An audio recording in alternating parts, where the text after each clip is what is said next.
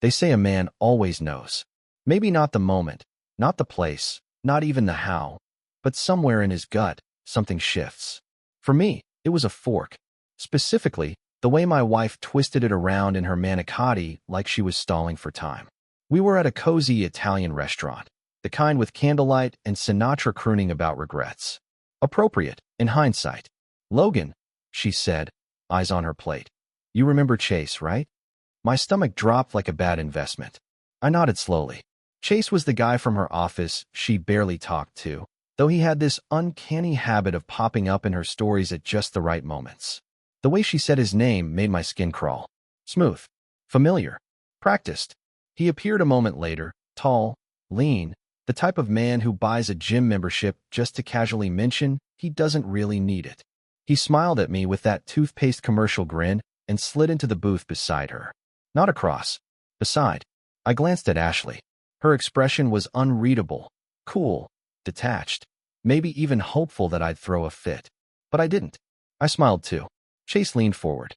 "Let me make this simple," he said, his voice like sandpaper wrapped in silk. "You've got two options. Leave quietly, or face me like a man." Ashley didn't say a word. Just watched me. Testing. I could feel my knuckles itching. My heart didn't pound. It smoldered. But I played my part like the good husband I'd been for 6 years.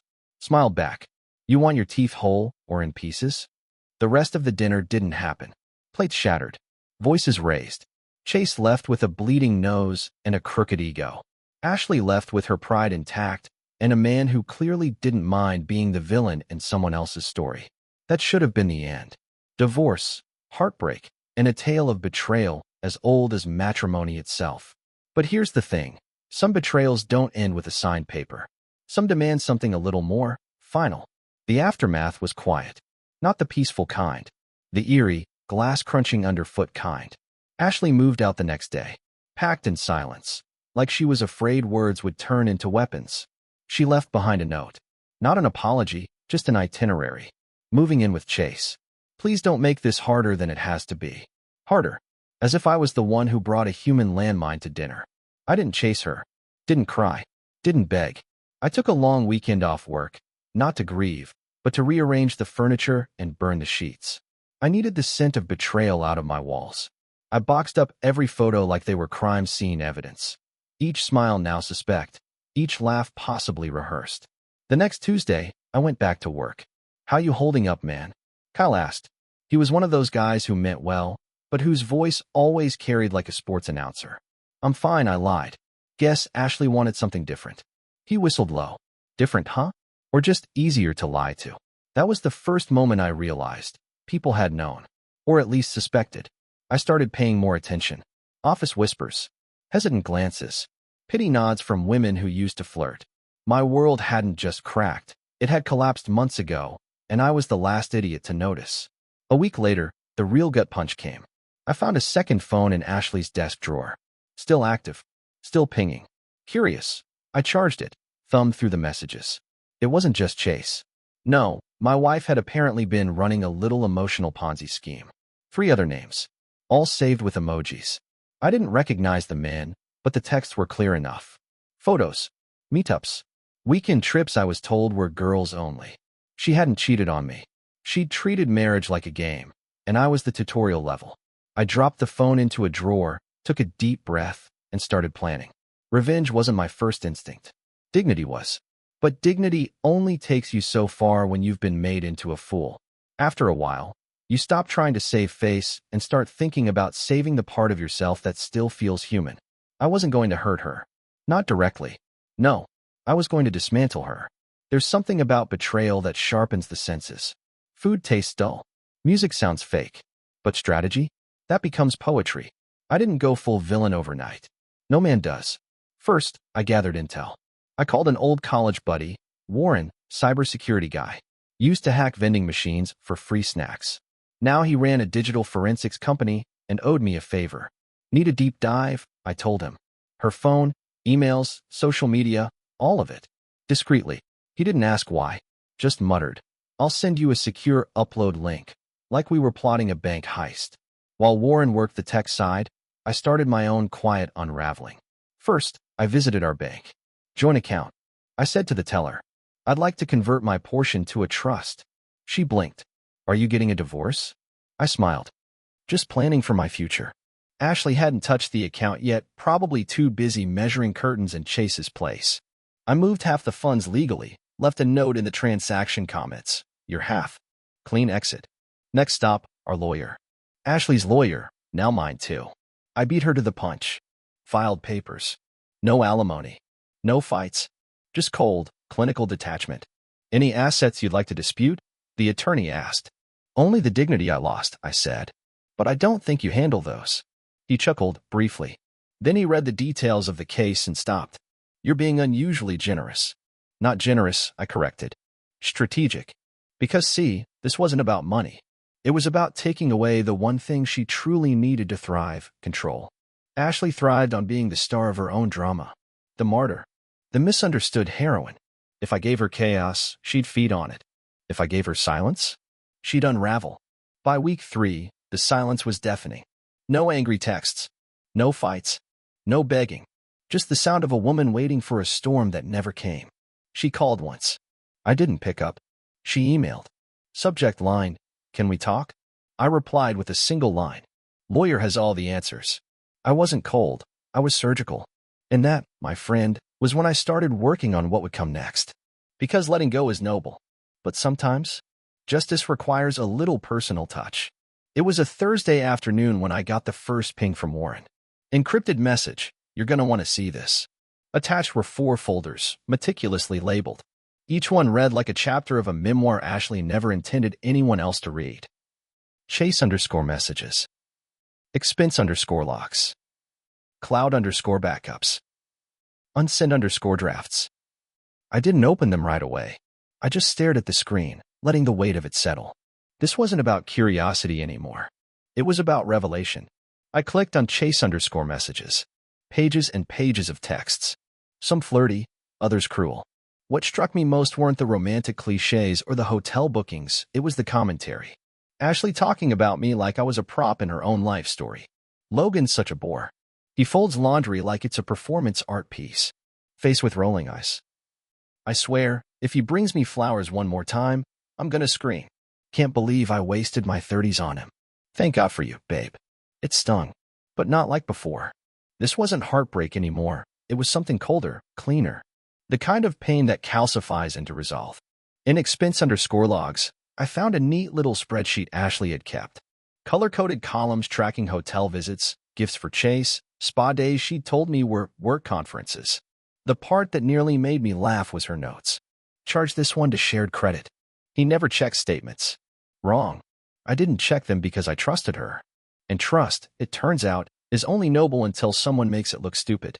But cloud_backups, that was the crown jewel. Ashley, like most people, didn't realize her cloud was set to auto-upload. Voice memos, drafted emails, even deleted photos.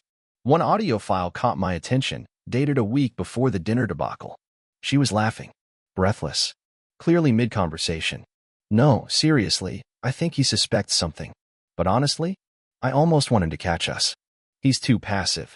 I want to see him lose it. Just once. Just go full, Lifetime movie on me." My fingers curled into fists. That wasn't just betrayal. That was orchestration. She wanted the drama. She fed off it. She'd turned my life into her own twisted entertainment. So I did what any rational man would do if he decided rationality had overstayed its welcome. I started planning Act 2. That weekend, I called in another favor. A friend of mine, Ben, ran a boutique PR firm that specialized in reputation recovery. You know, the people you call after a scandal breaks and you need to make your CEO look like a misunderstood philanthropist. Ben owed me 3 favors. I only needed one. "I want to leak something," I said. Ben raised an eyebrow. "Usually, people want to bury something. I want this to surface, quietly. A little breadcrumb trail. Something Ashley can't trace back to me." Ben smirked. "You got receipts?" "Bigger. I've got her script." We devised a strategy. First, anonymous uploads to a gossip blog where her firm's junior staffers like to comment. Something juicy, not explicit, just enough to raise questions. Next, the anonymous tip to HR at her company, flagging a potential misuse of client funds tied to a personal relationship with a subordinate. I sent them a redacted version of her expense spreadsheet. I didn't want to get her fired. No, that would be too obvious. I wanted her sweating, wondering who knew, watching her friends whisper behind her back. Then I posted a short, cryptic review under a burner Reddit account on a relationship advice thread. Wife cheated. Left me for her coworker. Turns out I wasn't the only boring husband she duped. For guys in 2 years. She called me her plan B in one of her voice memos. Document everything, fellas. It went semi-viral. Within 48 hours, some self-proclaimed internet detectives found her Instagram. The comments section lit up. I didn't even have to touch it. Ashley called me 3 days later. I let it go to voicemail. Logan, I don't know what's going on, but someone's spreading lies about me. My boss wants a meeting. This isn't funny. The second voicemail was angrier. You vindictive little. If this is your way of punishing me, it's pathetic. I left you with dignity. You're embarrassing yourself. Ah, there it was. The old Ashley. The star of her own show, assuming I was just a bitter extra who couldn't handle the script. I replied with a single text. You handed me the playbook. I'm just turning the pages. No reply. No apology. Just silence. But I wasn't finished. The final part of my plan involved one of the men from her cloud_backups. His name was Brett. Married. 2 kids. Sunday school type. I found him on LinkedIn. Sent a message. Your wife deserves better. So does mine. We should talk. It was time Ashley learned that when you turn your life into a fire, some of the smoke blows back. Brett responded exactly like I knew he would, cautious, polite, and terrified. Who is this? How did you get my info? I replied with a screenshot. Ashley and Brett, close together in a hotel mirror selfie. Her hand tucked under his blazer. Date stamped. Location tagged. Then another message. Relax. I'm not here to ruin your life. Just here to remind Ashley she doesn't get to rewrite mine. He called within minutes. Look, man, he said, voice shaking. I didn't know she was married. She told me she was separated. Swore it. Said her husband, you was toxic. I almost laughed. Toxic? I repeated, amused. Yeah, she used to say I was predictable. Guess she upgraded her insults. Brett sighed. What do you want? Just a favor. I'm not asking you to blow up your life. Just confirm that you knew her. That she lied. And that she kept receipts. I mean, yeah, she sent pics. She liked being. I don't know, bold. Perfect, I said. Because she left a trail. I wasn't bluffing. Warren had dug up every deleted image, every location-embedded file. Ashley was the kind of person who never really erased anything. She just renamed the folder and pretended it didn't exist. Brett agreed to one simple thing, a sworn statement, anonymous if needed, confirming their involvement and the dates. I didn't need more. Just fuel. For the last burn. The first real domino fell on a Tuesday. I got a text from a mutual friend, Debbie, who worked 2 floors above Ashley's firm. You okay? Heard Ashley got called into ethics review. I sipped my coffee. Oh no. What happened? Rumor is, someone tipped off HR about Chase. But then another guy came forward. And then another. Some real days of our lives stuff. Her department's a war zone. I smiled. Not because I wanted her ruined, but because I wanted her cornered. She had built an empire of lies so intricate, it only needed a whisper to collapse. I had given it a gust. The next day, I got another voicemail from Ashley. What the hell are you doing, Logan? You think you're so clever? You think you're the first man to get cheated on? Move on. That last part got me. Move on. She said it like I was dragging my feet behind her victory parade. Like I was the one who couldn't accept reality. Like the bleeding man in the street should apologize for staining her shoes. But I wasn't dragging anything. I was paving. Friday came with news. Ashley was placed on indefinite leave. She'd apparently admitted to a consensual relationship with Chase, an employee she technically managed, and they were investigating conduct unbecoming of a partner. Chase, in a rare twist of karma, had been less loyal than expected. According to one tip Warren intercepted from a workgroup chat, Chase had started whispering to HR that Ashley had pursued him aggressively, that he felt pressured, that the power dynamic was blurred. I read it and laughed so hard I nearly spilled bourbon on my rug. Ashley, always the puppet master, was now caught in her own strings. The next day, she showed up at my house. Not text, not email, not a call. She just walked up and knocked like it was 2019 and we were still splitting grocery lists and binge-watching crime shows. I opened the door, silent. She looked rough, like a woman who had argued with her own reflection all night. Her eyes were puffy, her hair a little undone. Designer purse in hand, still clinging to whatever image she hadn't burned yet. I need to talk, she said. About Chase? Or Brett? Or the firm? I said. She blinked. You're enjoying this, aren't you? She snapped. No, I said. I'm finishing it. Ashley stepped inside without waiting for an invitation. Typical. Still playing house in a house she tried to burn down. You've made your point, she said, pacing. You humiliated me. You poked holes in my reputation. I get it. Congrats. You win. I closed the door behind her slowly. I don't want to win, Ash. I want to end. Big difference. She turned, arms crossed. You really think this makes you the good guy? I stared at her for a long beat. No. I think this makes me the finished guy. She fell silent. And then, for the first time in months, her voice cracked.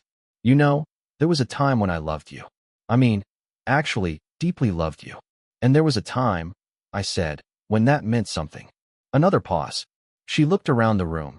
Furniture rearranged, her framed photos replaced. The home she once ruled was now unfamiliar territory. Logan, she started, voice thin. I messed up. That was the closest she'd ever come to saying sorry. Not an admission. Not even a full acknowledgement. Just a vague, foggy sigh of regret. And it wasn't enough. Leave, I said. Take whatever piece of yourself you still recognize, and go. Because what's coming next doesn't need an audience. She stared at me like she didn't recognize the man in front of her. And maybe she didn't. That was the whole point. When she finally turned to leave, I didn't watch her go. Because I had one final letter to send. To her firm's board. To her next employer. To anyone she might try to fool again. Nothing hateful. Nothing cruel. Just the truth. Cold. Documented. Inarguable. Ashley built her life on secrets. I just turned on the lights. 3 weeks passed. 3 weeks since Ashley walked out of my house like a storm that ran out of thunder. Since then, not a word. No messages. No retaliation. Just silence. But silence isn't peace. It's just noise with better manners. People say revenge is a dish best served cold. That's true. But what they don't say is how lonely it tastes. I'd won. Whatever that means in these situations. Ashley was exposed. Her reputation was bruised. Her job on ice. Chase ghosted her, probably traded up for someone newer, shinier, less complicated.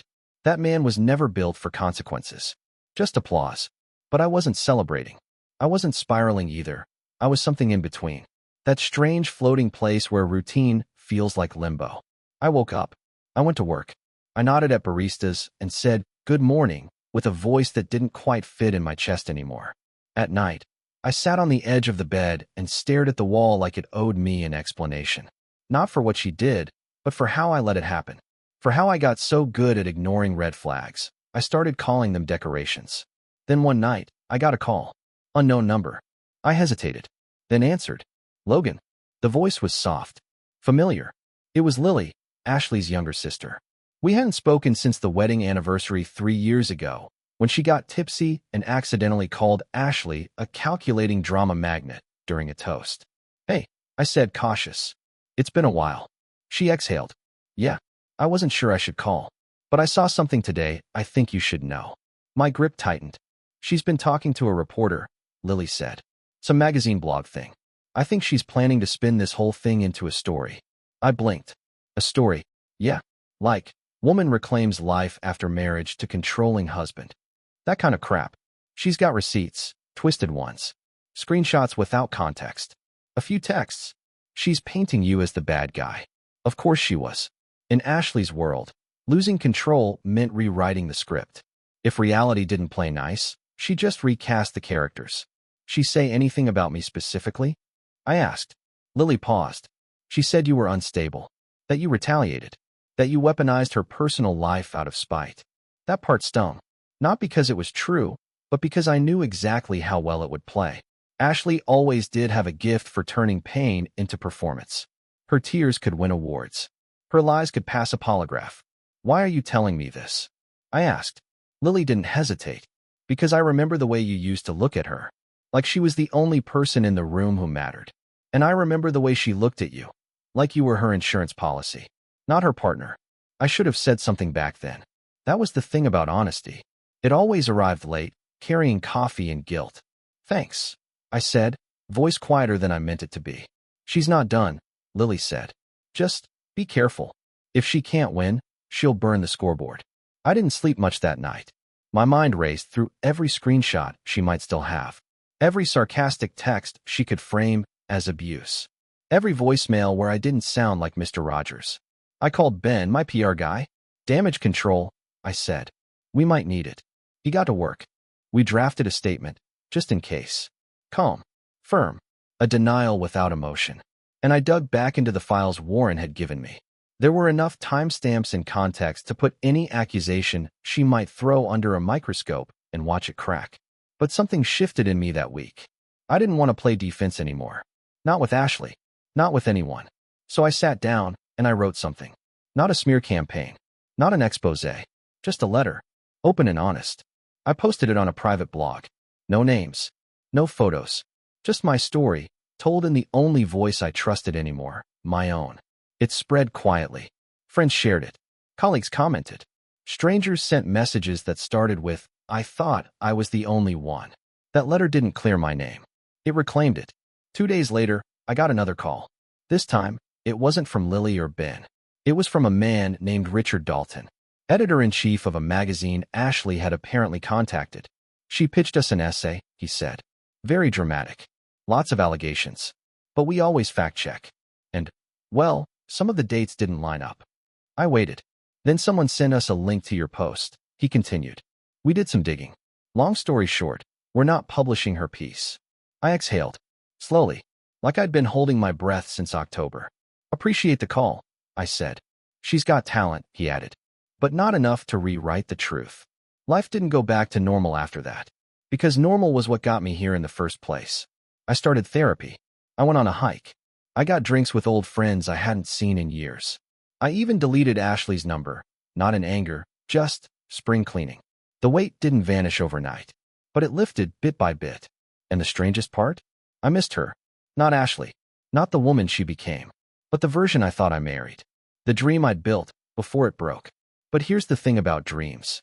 Sometimes, they die so something better can breathe. I didn't hear from Ashley again after the magazine killed her story. No follow-up. No threats.